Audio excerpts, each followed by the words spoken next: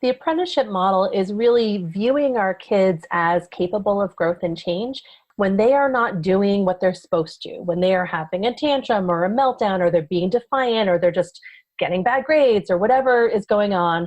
This is not a sign that we have failed as a parent and they're going to be living in a van down by the river, or, it's not a catastrophe.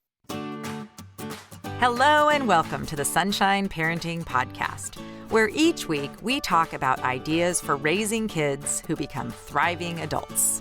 I'm your host, Audrey Monkey. Here on the podcast, I share my experiences raising 5 kids who currently range in age from 16 to 26 and working with thousands more as a summer camp director over the past 3 decades. I'm the author of Happy Campers, and I frequently do workshops with parents, teachers, and summer camp professionals about social skills, connection, and happiness, topics I researched extensively for my master's in psychology. If you want tools for raising kind, optimistic, self-reliant kids who become thriving adults, you've come to the right place. Hey, Sunshine Parenting listeners, welcome to episode 140. This episode is first being released on Friday, May 15th, 2020, which for those of us here in California and many other places in the United States is week 9 for ISO for the Rona, or our 9th week of sheltering at home for the coronavirus pandemic. This is a very difficult and challenging time for everyone, and probably most difficult for those of you who are caring for elderly parents or young children and just feeling the weight of responsibility of trying to keep your family healthy and safe during this pandemic. The one simple tip that I'd like to offer you this week is to lower your expectations and standards in just about every area of your life. Well, from the outside, it could seem like this provides us more opportunity to get things done or do projects that we've neglected for a while. In fact, we are so consumed with thoughts and fears and uncertainties that it's a very difficult time to focus on or really get anything substantial done, or at least that's what I'm finding. Dr. Christine Carter is one of my favorite happiness gurus and someone who I've had on the podcast several times. In her book, The Sweet Spot, she talks about a concept called the minimum effective dose, or MED. It's really resonated with me because, for example, if you take something like exercise, and you might be wanting yourself or expecting that you exercise for an hour every day during this time. Well, in fact, you'll be fine exercising a lot less than that, but it is good to do a little something. So perhaps your minimum effective dose of exercise is a 10 or 15 minute walk. Whatever it is, instead of being hard on yourself about what you're not getting done during this time, instead think about lowering your expectations to something that is doable, achievable, and will just be the minimum that you need to do in order to feel okay. This can extend too to family connection. This is a time where we are all home together. However, there is such a thing as too much connection and togetherness. And I think many of us are reaching that point where we really need to decide what is our minimum amount of family connection time each day and what's going to work for us.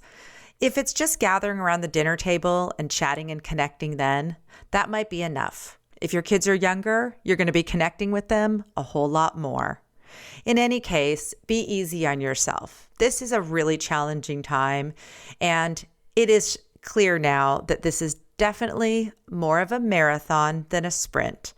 So rather than pushing ourselves with really high expectations for ourselves, for our kids, and for those around us, instead, I think it's time for all of us to go easy on ourselves, lower the bar, and just do what we need to do in the most minimum effective dose possible. It may also be important for you to have a conversation with your kids, especially any kids who are really stressed about school or other things that are going on right now, and let them know that your expectations for them are also lower during this time so that they can relax and just do what they minimally need to do without feeling extra pressure and stress during an already overwhelming time.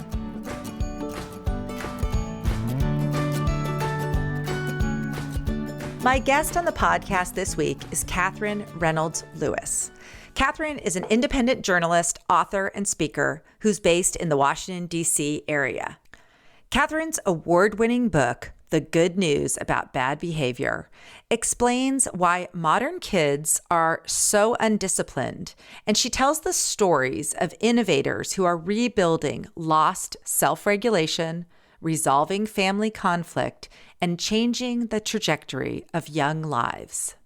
In her book and in our conversation, Katherine talks about the current epidemic of misbehavior, how the brain impacts discipline, why the old methods of discipline don't work, and positive strategies moving forward to help us and our kids. Katherine, welcome to the podcast. Thank you so much, Audrey. I'm glad to be here.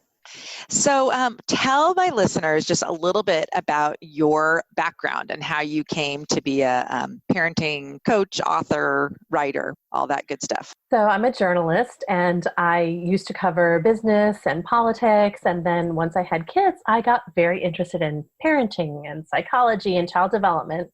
And I had a particularly strong-willed set of children. So we started taking parenting classes, my husband and I, through the Parent Encouragement Program here in Kensington, Maryland. And I started writing more articles about parenting and discipline. And through that long process, I ended up being a certified parent educator, because what happens is after you take all the classes, then they say, okay, now you must teach them. And after you've taught enough classes, then suddenly you're a certified parent educator. And I, on the journalism side, I started writing more and more about parenting and discipline, and ended up following Ross Greene, who wrote The Explosive Child and Lost at School, and writing about his work in Maine, in schools and juvenile justice in Maine. And that story ended up going viral for Mother Jones Magazine. It's still to date the most read story they've ever published. And of course, that got some great attention from the publishing industry. I found a wonderful agent, Richard Pine, who guided me through the whole process of the proposal and multiple offers from publishers, and was very grateful that PublicAffairs purchased the book, and has been a wonderful partner in putting the book out, editing it, and promoting it. And 5 or 6 years later, here I am.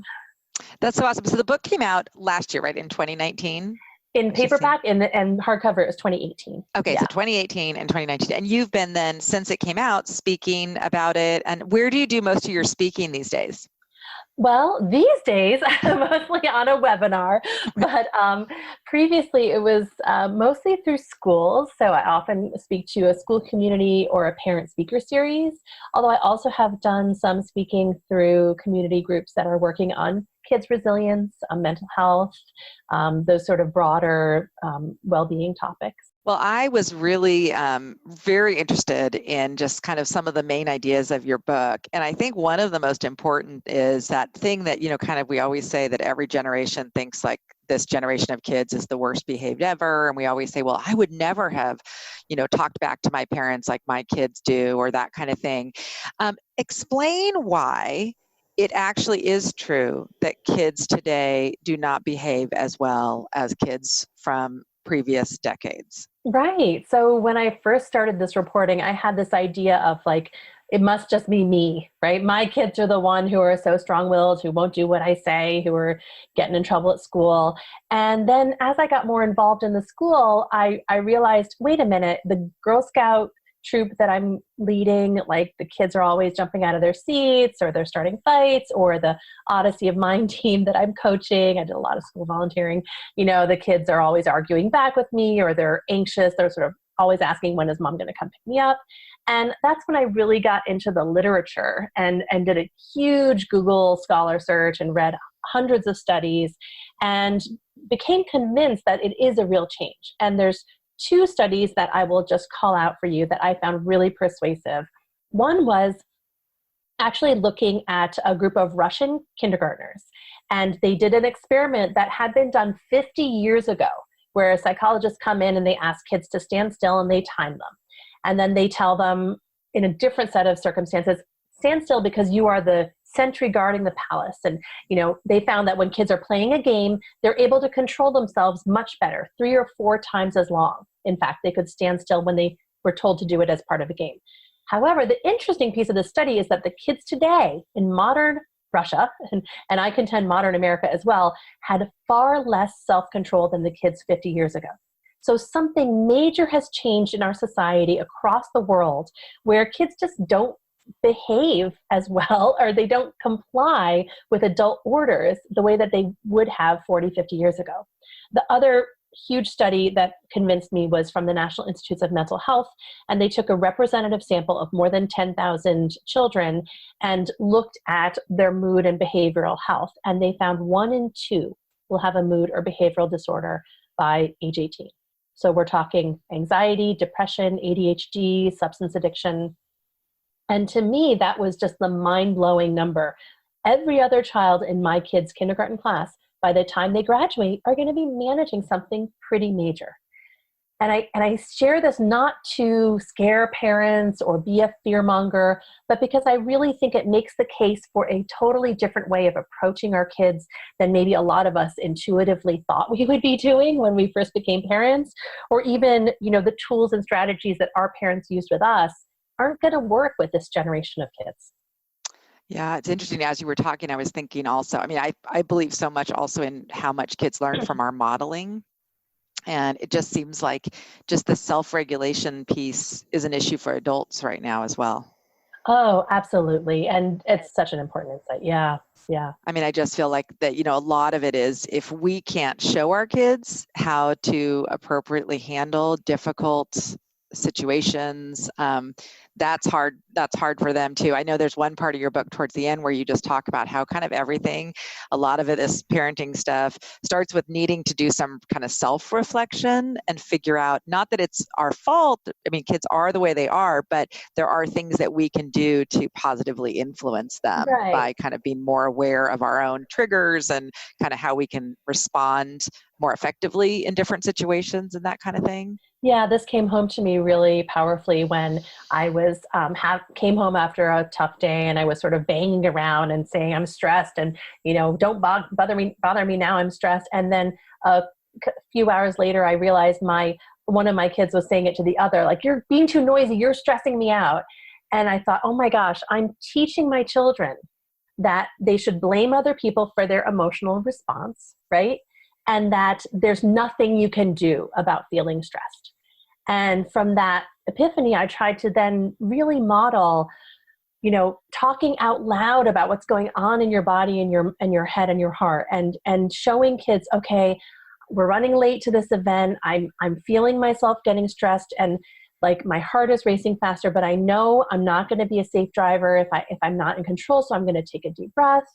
I'm going to just take a 2-minute walk before we get in the car to calm myself down. And when you start modeling all of the many strategies there are for self-regulating, then your kids, first of all, see, oh, it's normal to feel dysregulated many times during the day and to need to bring yourself back under control. And then they start thinking, oh, well, what would work for me? It may not be the thing that works for mom, but we always try to have this conversation of, I see you're starting to get worked up. I'm noticing your face is getting a little flushed. What do you think would help? Right? And the more that we start turning it back to our kids so that they tune in to their own bodies and their own needs, then they're going to find the solutions that work for them. So was what you just described kind of the apprenticeship model that you talk about in your book? It seemed like that kind of resonated, that, you do explain the problem, this lack of self-regulation that's it's very pervasive and it's affecting everybody. So therefore kids actually don't have the capacity to, stand still even in play as long as they used to. So these behaviors that we see, a lot of it is just they are not able to comply. Like they don't have the skill yet. Right. So one of your answers, you really give like very kind of positive guidance and a very empowering approach in your book. And kind of the main thing is this apprenticeship model. So talk a little bit about what you mean by that. Sure. So the apprenticeship model is really viewing our kids as capable of growth and change. And exactly what you just said, that when they are not doing what they're supposed to, when they are having a tantrum or a meltdown, or they're being defiant, or they're just getting bad grades or whatever is going on, this is not a sign that we have failed as a parent and they're going to be living in a van down by the river, or, it's not a catastrophe. This is actually how childhood goes, right? That they mess up, they're messy, they don't know how to manage themselves, and we're going to always be connecting with them because that relationship is the foundation of self-regulation. We're going to be communicating about what we see and what might help, and then we're going to focus on their capability and their growing, and even if it's little by little by little, even if it's 2 steps forward, 1 step back, having that faith and vision that our kids are able to succeed. If we can have that vision for them, then they can start to believe it and inhabit it as well. And really just taking almost a scientist mentality that, the information you're getting from your kids through their behavior is just data. And it helps you to figure out, okay, what might be going on? How can we potentially find a better path through this challenge? I love that. You talk about the being curious, and that's like, I always think about Tina Payne Bryson and Dr. Dan Siegel always do that. It's really hard when it's your own kids because there's so many other thoughts going through your head, like, oh my gosh, I can't believe my child would behave this way, or this is embarrassing, or there's all these like our own thoughts going on. But if you can be that scientist and say, wow, this behavior is a clue, I just need to be curious. Why? Why am I getting this crazy kick, like pushback Right. about bedtime or homework or whatever it might be? It's really, it's a good thing. It's also almost like, I always talk to people about not taking things personally, like kind of separating it out a little bit and like saying, what is going on here? Like, I wonder what could be making him behave this way. I know, and also I think the other thing that's really important, I always teach camp counselors this too, is kids they don't start their day saying, I want to make mom or dad miserable, Right. or I want to cause all this chaos and end up not sitting down to dinner and not being able to be with my family. Nobody starts off with that. It ends up happening. And that's why we need to kind of help them by being curious and not just adding fuel to their crazy lack of self-regulation and all that. So why don't you give an example of like an apprenticeship model? Like I think one example you have in your book is about a family who had major like bedtime, like it was so chaotic and really like every night was a nightmare for the parents. And what was it that helped them kind of overcome this and restore some nice peace and calm?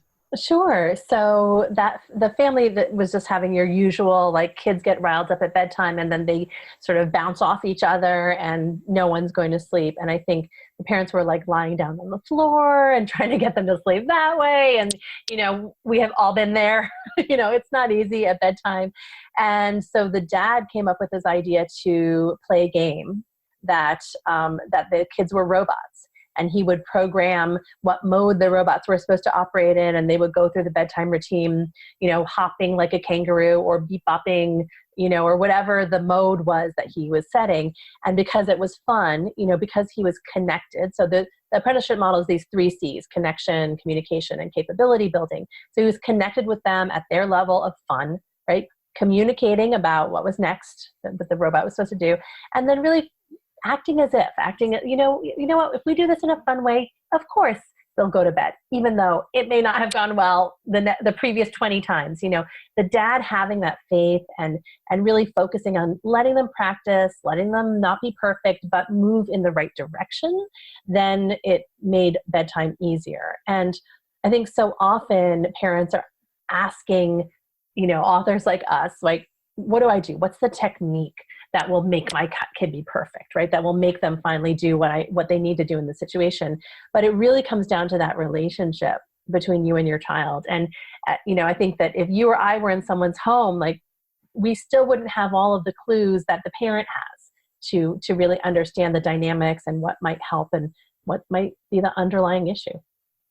It's so fun as you talk. I just think about how like that gamifying things and making it into play is very connecting. Like fun is connecting. I'm always telling people that what camp counselors do and what parents can do at home is just when you make something, we have this word, we call it fundane, like something that's mundane, you make it into something fun. Like at camp, one of our fun examples is we have what we call sunscreen parties.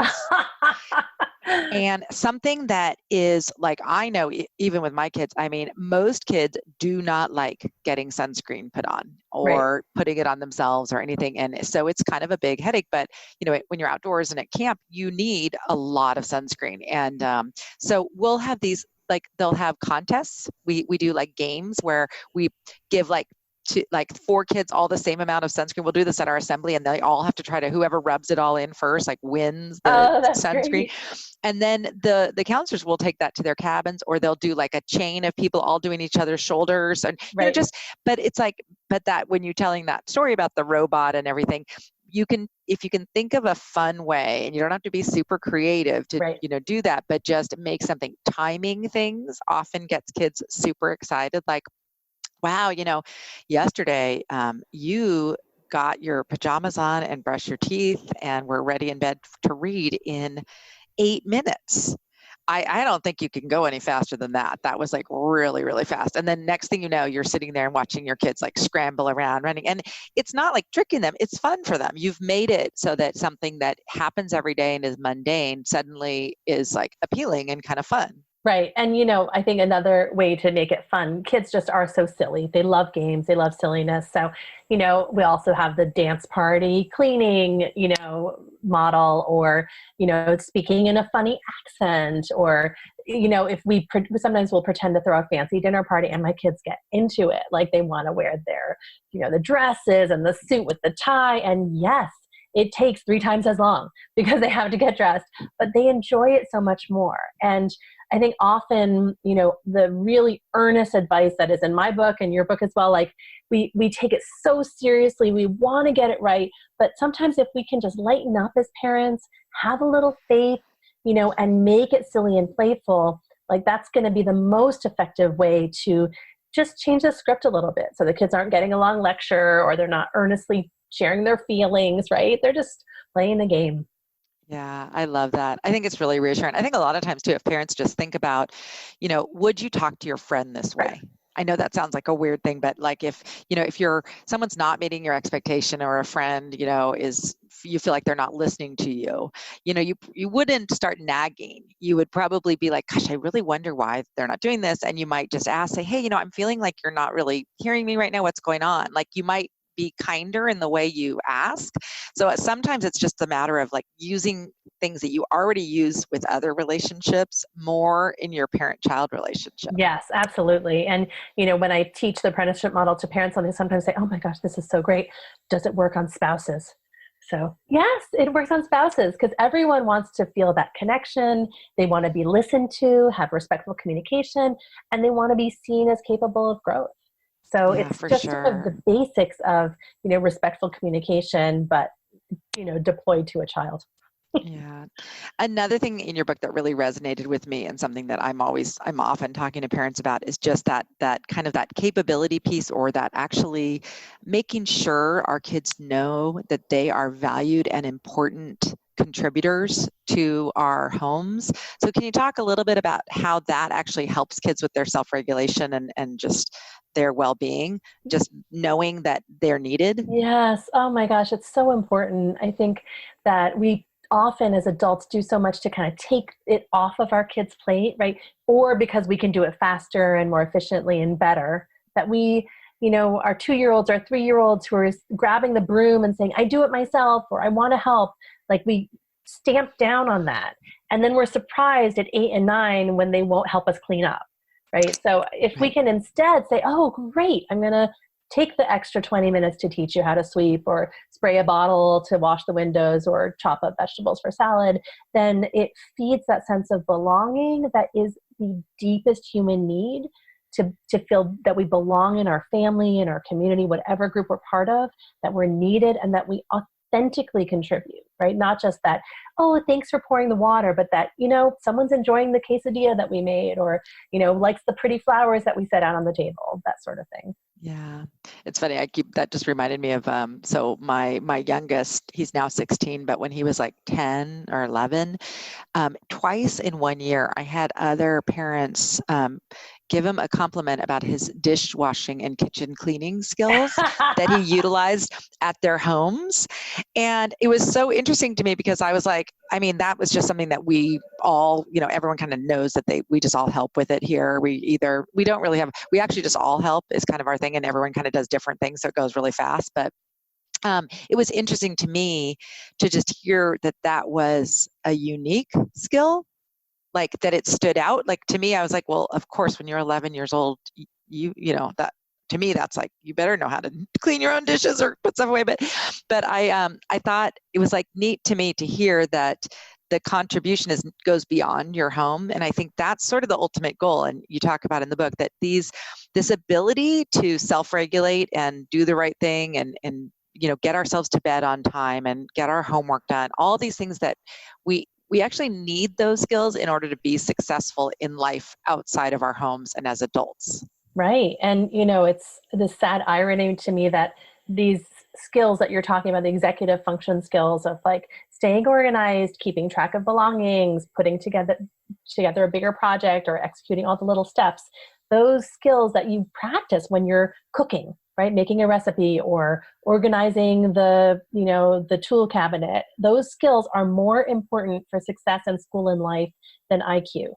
So instead of like drilling our kids with flashcards or working on their times tables, if we could just say, hey, would you like to help me organize the spice rack, right? That's going to be just as important, if not more, to their success. Plus, it's an activity we do together.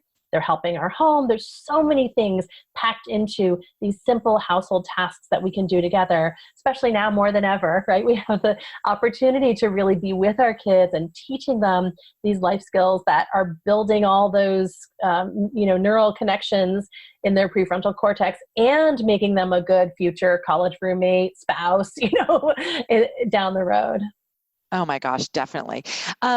Katherine, tell a little bit about who you're at home with right now and kind of what's going on with your family. We're now, as we record this, we're in the 7th week of this kind of sheltering at home. And when the podcast comes out, I don't know what week we'll be in, but what is kind of working for your family, and what are you finding to be kind of most, what's working and what's not for you and your family, and who's with you? Yeah. So right now, my 16 and 13-year-olds are here with me. I am very fortunate that my parents live with us. So they're in the basement. I promise it's not a dungeon. They have a window. They have a beautiful patio, and my dog, Buddy Bear. And our oldest daughter is about 5 miles away. So we have been she's 27. So we have been doing, walks, socially distanced walks outside with her, and meals, outdoors with her. So that's been great. My husband right now actually is deployed with the U.S. Public Health Service, helping with the pandemic response. But as soon as he gets back, he will be put to work as well. And, the first couple of weeks, we were really just scrambling to get by, to figure out this new normal. And then I sat down with the kids and I said, look, Daddy's gone. Where there's far too much work here to do for just me. So how are we going to manage keeping the house clean, keeping everyone fed, making sure our basic needs are met? And God love them, they just immediately volunteered. One likes to vacuum, one likes to sweep. They divided up the tasks. So we have a chore chart and we each take care of our jobs. And then on Saturdays, we try to work together with loud music and, having a fun time of just keeping the house clean. We take turns taking care of the dog. There are 5 of us in the home, right? So each of us takes a different meal, a different dinner during the week. And then we order in once, and then we have leftovers once. So that's been working really well. And even my youngest, who is not the most brave cook, has done a great job learning new recipes. And they both really like to cook. And I do think cooking is one of those things that is so satisfying because it's enjoyable to eat. And then you see the appreciation on your family's faces, right? We try to have bedtimes and wake times that are regular. We do outdoor time every day. We try to exercise every day. And we try to connect with friends every day. I feel like those are the basic needs that all humans have. And the kids have been pretty willing to go on the family walk with me, as much as they make fun of it. And I have to say, if I never thought my teenagers would be hugging me as much as they are. And I just think it's because we're all so starved for, human contact. I'm getting a lot of hugs. So I'm grateful for that. And it's just hard. I think that we have come to learn that there are lots of ups and downs during the day, right? We all get moody or cranky or irritable at times.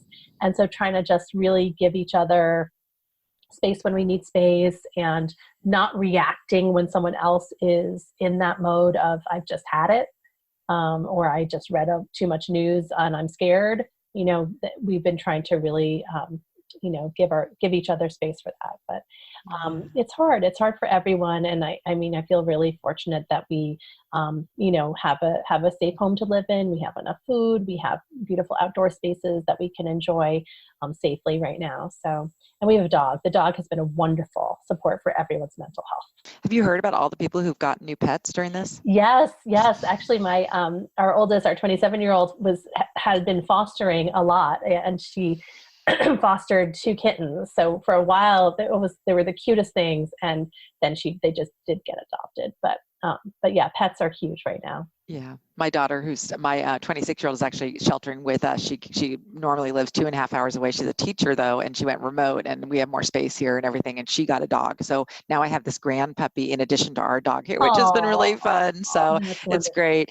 Well, Katherine, I have just so enjoyed talking with you, and I know your advice and input is going to be helpful for parents. And I think that your message is so just encouraging that, yet none of us is perfect, nor are our kids. And these behaviors that we're seeing are actually more normal than we would think. And that's actually a good news, because it means that there's things that we can do. And that's why, like, the good news about bad behavior, your title of your book is just perfect, because even though we don't think it's good news when our kids are not behaving well, there's hope, because you've kind of researched what is causing this and what are some strategies that actually can change the behavior and help our kids for not just now, but their whole lives. So thank you for your book and for coming on. Where can people find you if they want to just learn more about you, your speaking, and all the other work you do?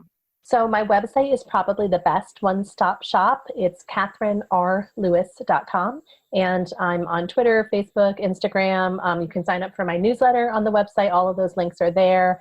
And I always love hearing from listeners and readers. So I encourage people to feel free to get in touch and send me your thorniest parenting questions. I just might have an answer. That's amazing. Thank you so much. I'm so happy to have connected with you and getting to know you better through your book and the little group that we're in together. It's been so much fun. So thanks so much for coming on. My pleasure. Thank you so much for having me, Sunshine.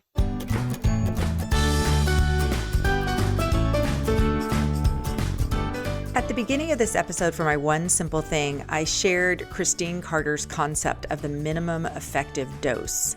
For my favorite this week, I'm going to share a free resource available on Christine's website. It's an ebook called How to Gain an Extra Day Each Week. The subtitle is Science-Based Strategies to Generate More Time for the Things That Matter Most. In the ebook, Christine provides a simple framework for figuring out what our top priorities are, both related to work and personally, and then figure out how to translate that into what tasks we choose to do and prioritize each day, each week, etc. You can find Christine's free ebook as well as other great resources at her website at christinecarter.com/resources. My listener question for this week came in via email from Mary. Here's what she says. Hi, I am the in-school suspension lady at my school, and I need some kind of activities or lessons to teach my 5th through 8th graders when they get into a fight or defiance towards a teacher. Do you have any ideas? Mary, thank you so much for sending in this question. It's one that all parents, all teachers, all camp counselors pretty much everyone who works with kids deals with at some time or another. And I thought this week in particular is a great time to answer your question after my conversation with Katherine was kind of about this very same thing. I especially like, Mary, how you ask specifically for activities or lessons to teach when a child misbehaves. I'm going to share in the show notes links to some of my very favorite books, webinars, and resources related to the brain neuroscience behind bad behavior and how we can best respond when our kids are in that state. My first piece of advice is an activity that you can do with kids during a time when they are not in specific trouble for an event. So if you have a child who's repeatedly had disciplinary issues at school, take some time to pull them aside, either individually or as a group, to talk about calm down strategies.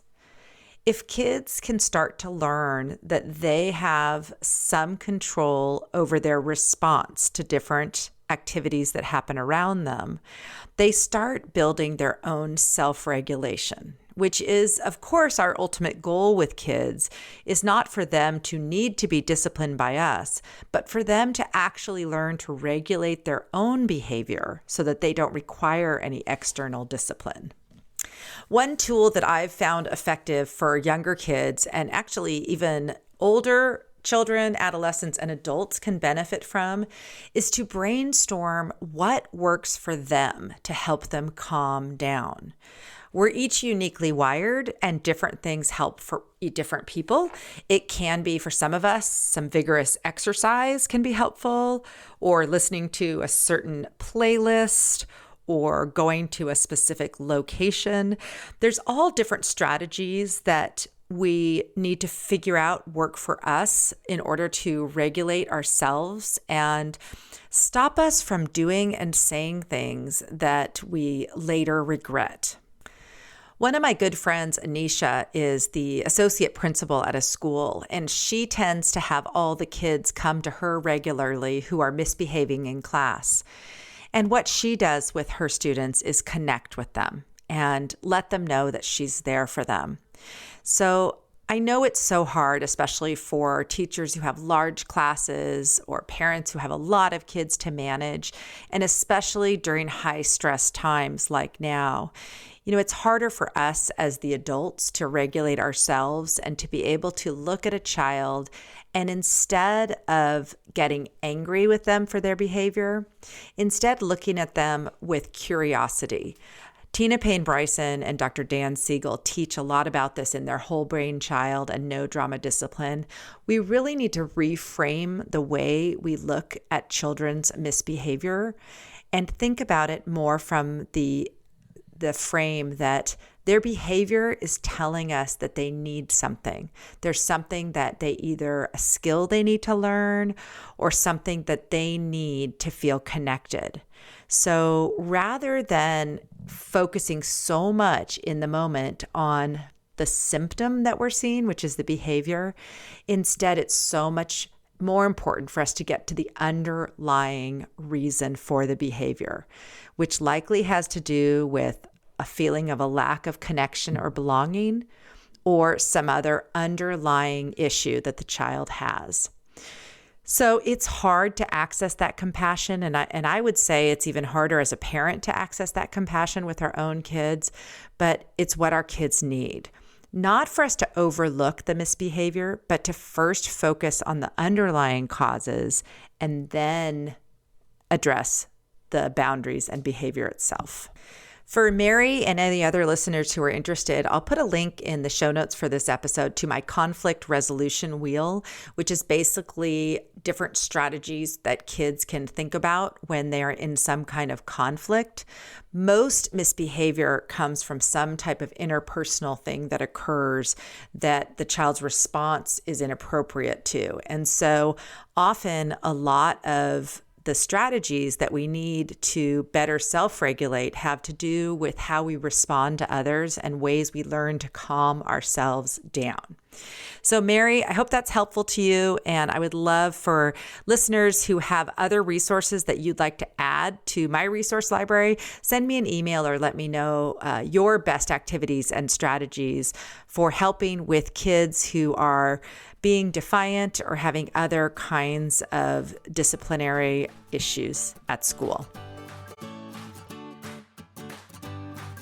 As always, you can find notes, links, and other resources related to today's conversation by visiting my website at sunshine-parenting.com.